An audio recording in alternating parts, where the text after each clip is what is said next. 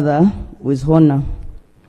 Right Honorable Speaker, I stand here as one of the MPs who has been sick most of this term. And I want to thank you, Right Honorable Speaker, for standing with us and making sure that we get treatment both locally and internationally. Right Honorable Speaker, some people think that it is fun to travel for treatment, especially people outside there. As much as we sympathize with other Ugandans who cannot afford to go for specialized treatment outside the country, to be seeking treatment outside one's country. In certain areas, you are greatly limited by the fact that not every other locality where you seek treatment that people understand the English. And it is not easy to leave one's family and go camp in another foreign country. People end up mocking us, demonizing us, including colleagues, Right Honorable Speaker. That's why I want to thank you specifically for standing with us and just one more. Right Honorable Speaker, having said that, I want also to remind this House that we passed money to construct Lubowa Hospital. We had been told that that work would be completed in 2 years. It is now several years after, and Lubowa Hospital still remains a dream. There are so many other Ugandans who lack specialized treatment, but it is very difficult for one to go through the medical council to get the money, and even just the element of getting an airline that accepts to transport a sick person from Uganda. It is very, very difficult to get that airline to accept to take one when you are sick. Lastly, I want to request colleagues not to join the president in his quest to abolish bond, police bond, and bail.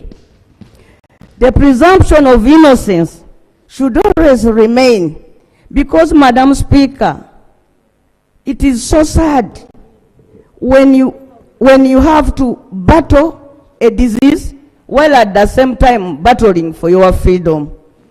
A whole medical doctor from the prisons gave Honorable Segirinya a recommendation that if this man is not let out of the prison, he will suffer consequences that will be fatal. It is so sad that even at one time these people were released and then kidnapped back to the prison. I think this is one moment where you people in government should stand up and say sorry. I understand Muslims, when they are going to be buried, they even call those people.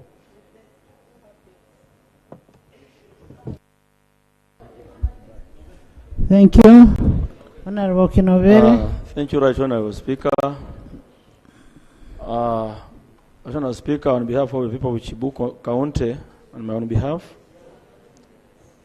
I join my colleagues and the entire country as we pay tribute to our foreign colleague, Segirinya. Honorable Speaker, personally, I knew Honorable Segirinya as the moment we joined the 11th Parliament. But initially, I could follow his political issues because he's my area MP in Kawempe, much as I don't represent Kawempe. Honorable Speaker, when we came here, Honorable Segirinya asked me something. Actually, that day was with Honorable Bashir. He came to me and asked me, Honorable Chinovere, I hear you have a hospital. I want to put up a small hospital for my people. And I was like, isn't this a way of Honorable Segirinya, because I've been following you? I said, no, I want to come and visit your hospital. I want to benchmark. I wasn't hesitant. He visited my hospital.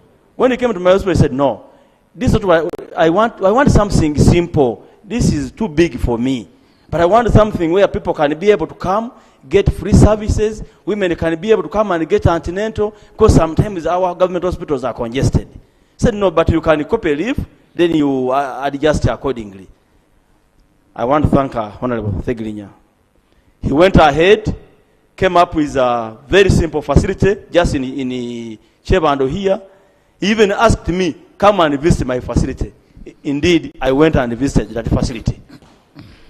I visited that facility in Chebando. It was a very simple setup, fully licensed, with qualified health workers.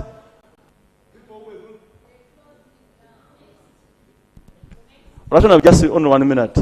People who were going to that facility, they were not only opposition, it was about service delivery.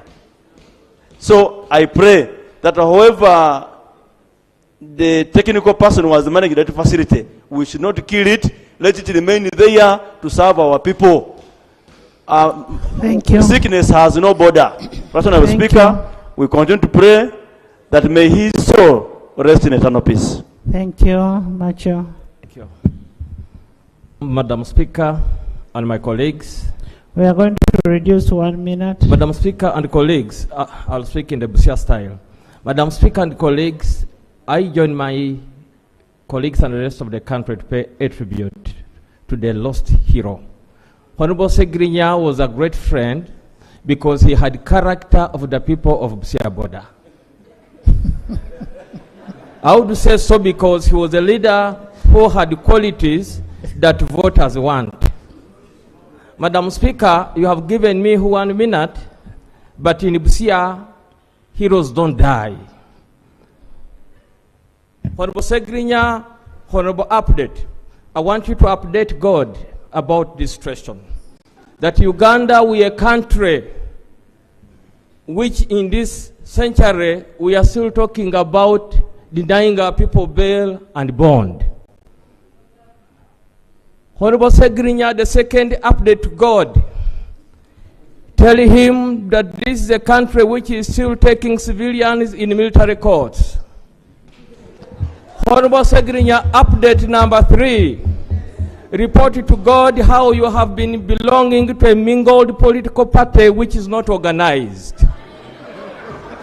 Honorable Segirinya, lastly, I want you to request God to bless the Speaker and the Commissioners for the support they have given you. And also request God to allow the Speaker to be the second National Vice Chairperson for our party because of her good heart. Lastly, Madam Speaker and my colleagues, words of living people when they are dead must be taken seriously. Madam Speaker, Honorable Segirinya, when he was still alive, there are some people he on his grave. Those people are now crying more than the relatives of Segirinya. Moreover, Segirinya, before he died, he told them, you authored the letter saying, I am not sick, don't step on my grave. Let's have order. The words of Segirinya must be taken seriously. Can you all sit? I think you are for protection. When Honorable Segirinya was still sick, the words he spoke, and I want those words to be respected on his grave. Madam Speaker, Honorable Segirinya, there are some people he listed in his party that they should never step on his grave because they ushered a letter saying he's pretending that he is sick. These people should not step on the grave of Segirinya because I saw them yesterday, Madam Speaker, when they are crying more. Why are they crying more than the relatives of Segirinya? Thank you. Why are they crying, Madam Speaker? Honorable Ibanda. I therefore request the imams who will lead the prayers to ban. Honorable Ibanda. Honorable Ibanda. Honorable Uganda, I'll give you Semakula.